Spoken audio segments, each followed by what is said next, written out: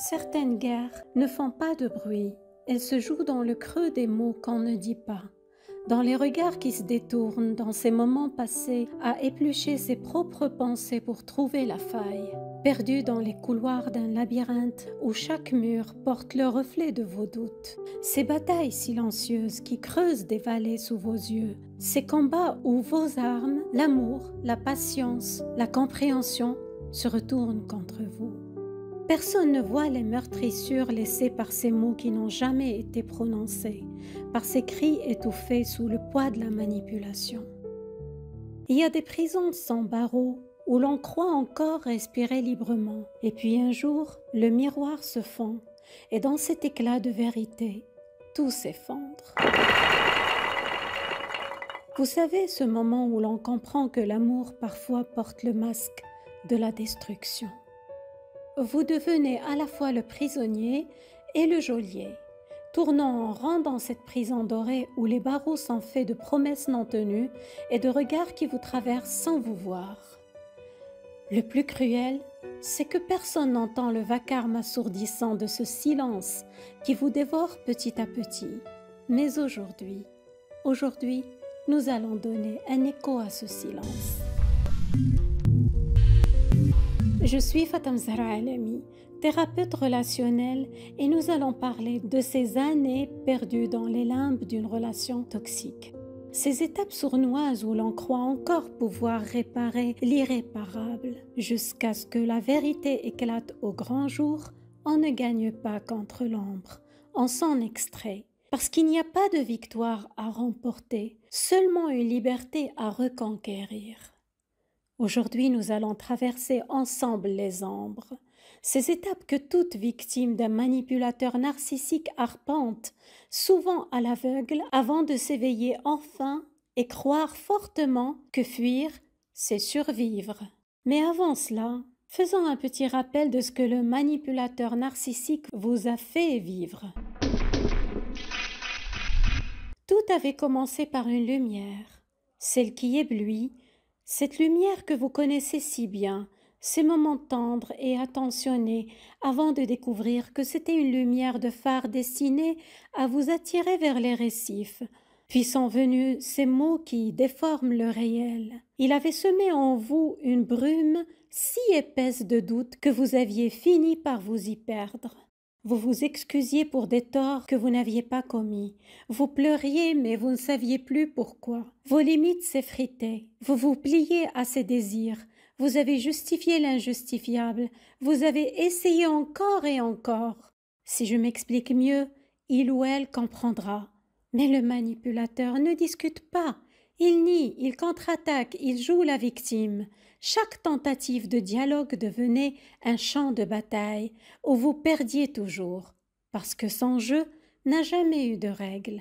Juste un gagnant, c'est lui ou elle, et un perdant, c'est toujours vous. Voici maintenant comment les victimes de manipulation narcissique vivent intérieurement leur traversée dans ce désert toxique. Le premier stade, c'est l'ignorance du mécanisme de manipulation. On se pose la question, est-ce que c'est moi le problème? Au début, on ne sait pas, on ne sait même pas qu'on ne sait pas. Le manipulateur est un illusionniste. Il vous fait croire que votre souffrance est un manque d'effort de votre part, une incompréhension, une fragilité. Alors vous lisez, vous consultez, vous vous pliez en quatre. Si je communique mieux, si je suis plus patient, si je l'aime assez fort. Mais le problème n'est pas dans votre façon d'être ni de faire, il est dans la sienne. Le stade 2, c'est la découverte du mécanisme manipulatoire et l'illusion du contrôle. Vous avez mis maintenant un mot sur ce qui vous arrive, manipulation narcissique. Enfin une explication. Vous dévorez les articles, les livres, les conseils.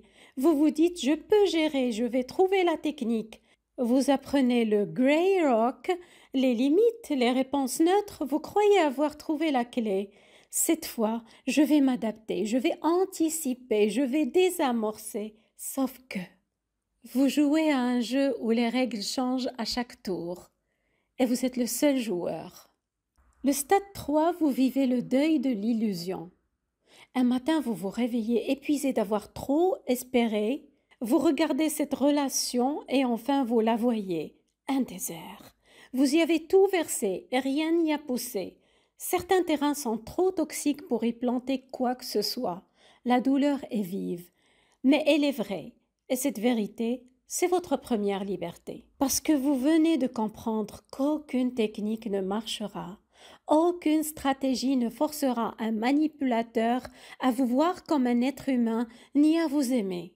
Il n'y a pas de version de vous assez parfaite, assez intelligente, assez silencieuse pour mériter son respect.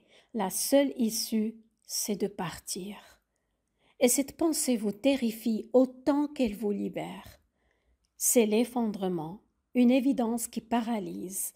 La porte de sortie entr'ouverte, mais vous restez cloué sur place, prisonnier de peurs anciennes et d'espoirs morts.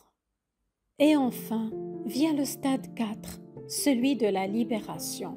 Vous avez compris que vous ne pouvez pas avoir la paix avec quelqu'un qui crée le chaos tout le temps. Vous avez compris que partir n'est pas un échec, c'est un acte de courage, celui de dire « je mérite mieux que ça ». Je me choisis moi, je choisis ma paix, ma liberté, je choisis de survivre. Vous avez enfin pris une décision irrévocable. Vous refusez d'être un accessoire dans le théâtre de quelqu'un d'autre. Vous acceptez que certaines personnes ne veulent pas de relation, elles veulent un public et qu'il n'y avait jamais eu de relation mais juste un jeu de pouvoir. Alors, vous coupez le fil sans explication. D'ailleurs, tout ce que vous direz se retournerait contre vous comme d'habitude, et vous le savez. Vous n'avez plus de dernière chance à offrir, vous en avez assez donné. Juste une porte que vous fermez sans faire de bruit, et derrière cette porte, quelque chose que vous n'aviez plus entendu depuis longtemps. Votre silence, votre paix, votre libération. Ce chemin, bien que commun à tant de victimes, reste profondément personnel.